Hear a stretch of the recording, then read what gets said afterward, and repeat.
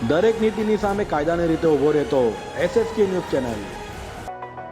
લોકસભા ચૂંટણી પહેલા પેટ્રોલ અને ડીઝલના ભાવમાં ઘટાડો થતા લોકોએ રાહતનો શ્વાસ લીધો છે, તો આગામી દિવસમાં હજુ ભાવ ઘટાડો થશે તેવી લોકોએ આશા વ્યક્ત કરી હતી। આગામી દિવસોમાં લોકસભાની ચૂંટણી આવી રહી છે, ત્યારે સરકાર દ્વારા પેટ્રોલ અને ડીઝલના ભાવ ઘટાડો કરતા લોકોએ પણ રાહતનો શ્વાસ લીધો છે। મહત્વની વાત એ છે કે પેટ્રોલ અને ડીઝલના ભાવ આસમાને પહોંચ્યા છે, પણ હાલમાં ઘટાડો થતા ટ્રાન્સપોર્ટેશનમાં રાહત મળી છે।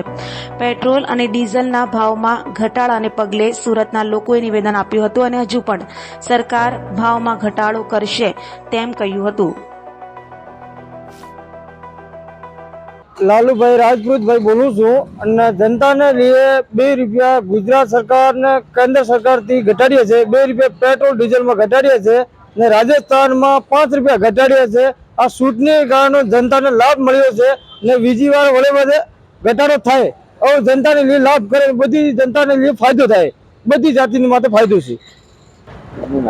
મારું નામ કિશોરભાઈ ઈશ્વરલાલ પટેલ।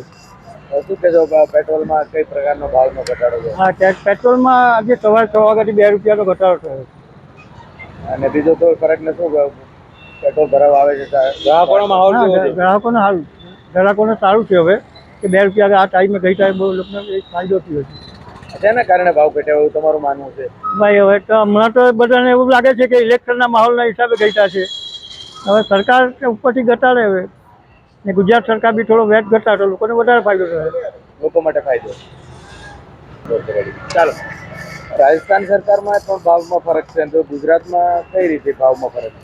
પણ એ તો ગુજરાત સરકારે વેટ નથી ઘટાડ્યો, રાજ્ય સરકારે વેટ ઘટાડ્યો એના હિસાબે 7 રૂપિયા ઘટ્યા છે ને અહીંયા આપણો કેન્દ્ર સરકારના 2 રૂપિયાનો ઘટાડો છે।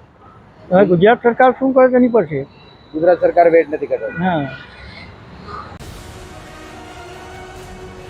દરેક નીતિની સામે કાયદાની રીતે ઊભો રહેતો SSK ન્યૂઝ ચેનલ।